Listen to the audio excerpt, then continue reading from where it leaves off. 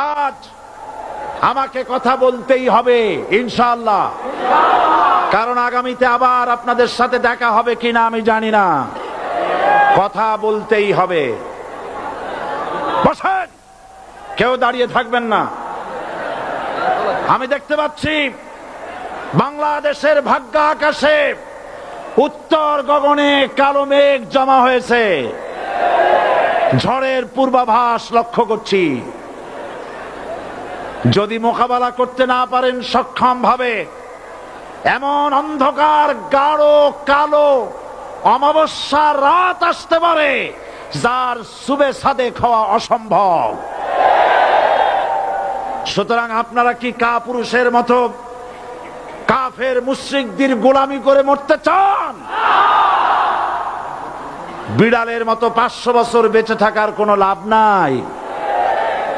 সিংহের মতো 1 ঘন্টা বাঁচতে চাই। আমাদেরকে বলা হয় সাম্প্রদায়িক উস্কানিমূলক কথা নাকি আমি বলি। পত্রপত্রিকা দিছে না তারা? সাম্প্রদায়িক উস্কানি কথা, সাম্প্রদায়িক উস্কানিমূলক কথা বলি। সেই জন্যই বোধহয় শত শত মুসলিম আমাদের কাছে এসে মুসলমান হয়। মানুষে আর বোকা বানানো যাবে না। যাবে কি? আর বোকা বানানো যাবে? তারপর বলছে কি? এরপরে বলছে, আমাকে বলছে রাজাকার।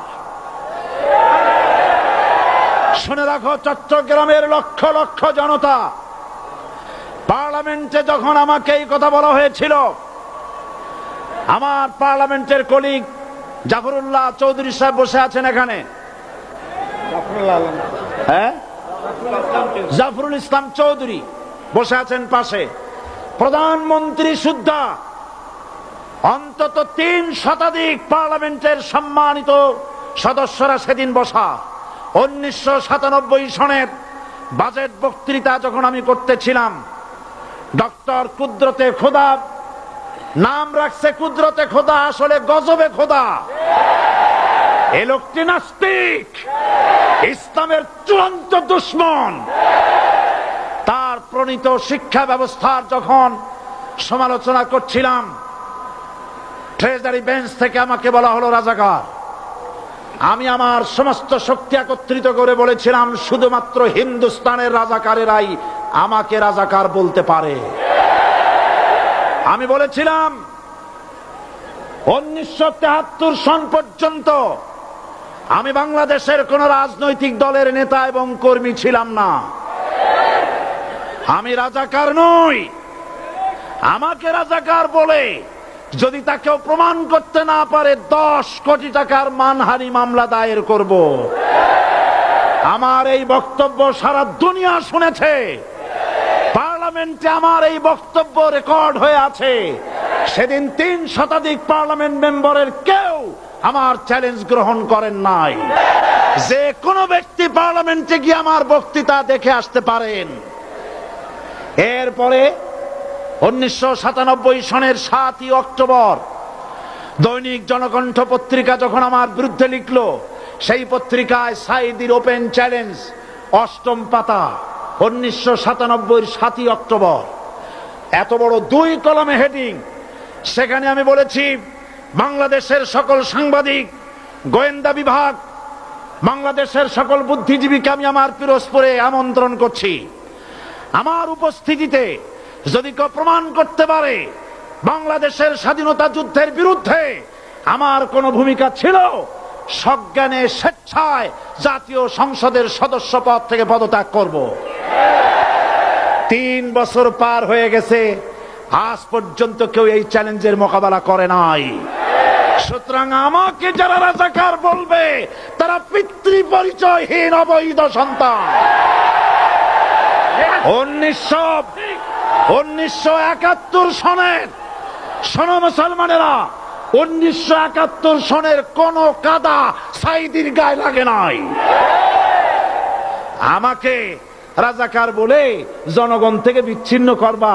জনগণ থেকে আমারে বিচ্ছিন্ন করা যাবে না, কারণ এই জনগণ আমার জন্য আসে না, এই জনগণ আসে আল্লাহর কোরআনের জন্য।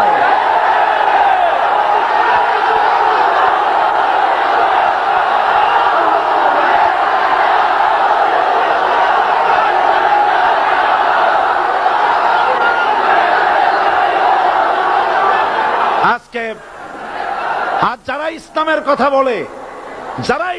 কথা বলে, তারাই রাজাকার, তারাই মৌলবাদী। মৌলবাদী বললে আমরা অসন্তুষ্ট হই না, কারণ মৌলবাদী শব্দটা আসছে মূল থেকে। মৌল শব্দ এসেছে মূল থেকে।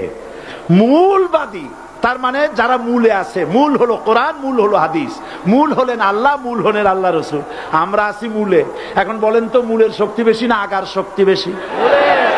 আমাদের যারা মৌলবাদী বলে ওরা হলো আগাবাদী। মূলে আছে কত কোটি? 12 কোটি। মূলে আছে কত কোটি? আর আমাদের যারা মৌলবাদী বলে ওই থাকো গাছের আগায়, আমরা মূলে। লাভালাভি বেশি করবা না, 12 কোটিতে গাছের গোড়া আসতে নানা দেবে, মামু বাড়ি দিল্লি গিয়ে পড়বা, বাংলার জমিনে জায়গা হবে না। এ কথা বিশ্বাস করো। বাংলাদেশের মুসলমানদের শরীরে এক বিন্দু রক্ত থাকতে শয়তানের তৈরি করা ধর্ম নিরপেক্ষ মতবাদ বাংলার জমিনে কায়েম হতে দেওয়া হবে না, হবে না।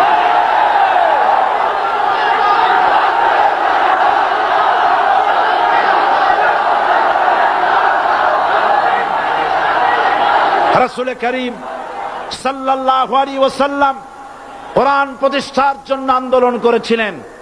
আয়াতুল কুরসি আমাদের সে কথাই শিখেছে। আল্লাহ রাব্বুল আলামিন বলেন, আল্লাহু লা ইলাহা ইল্লা হুয়াল হাইয়ুল কাইয়্যুম। প্রাণ খুলে পড়েন, আল্লাহু লা ইলাহা ইল্লা হুয়াল হাইয়ুল কাইয়্যুম। আল্লাহ হচ্ছেন তিনি যিনি ছাড়া কোনো ইলাহা নাই, আইনদাতা নাই, বিধানদাতা নাই। আমরা মানুষের তৈরি করা আইন মানি না।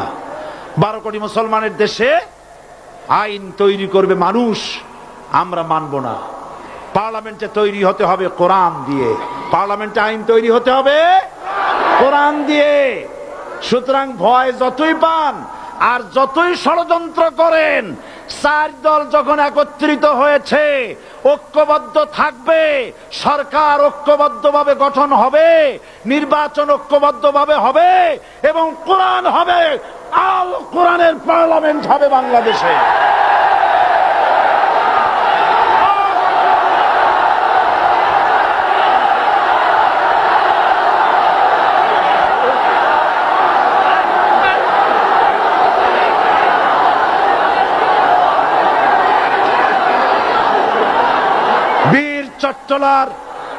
বীর চট্টলার মুসলমানেরা, বীর চট্টলার মুসলমানেরা স্বাধীনতার ঘোষণা এই চট্টগ্রাম থেকে স্বাধীনতার মহান ঘোষক প্রেসিডেন্ট জিয়াউর রহমান সাহেব দিয়েছিলেন। এই চট্টগ্রাম থেকেই ইসলামী রাষ্ট্রের ঘোষণা হবে।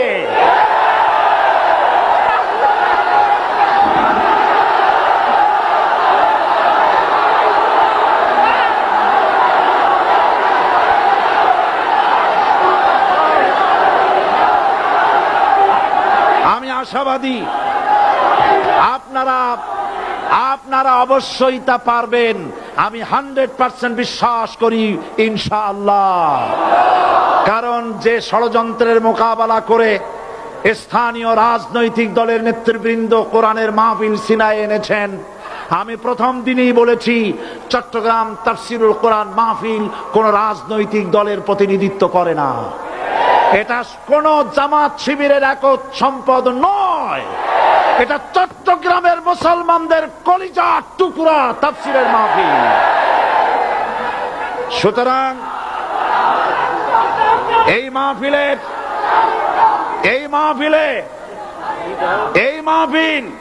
চট্টগ্রামে থাকবে ইনশাআল্লাহ কিয়ামত পর্যন্ত।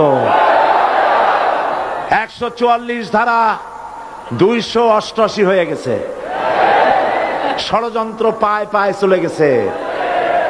আমি ওই সব ছেলেদের বলি, সরকারি দলের ছাত্র হইয়া মুসলমানদের বিপক্ষে যাইও না। এদেশের ভাগ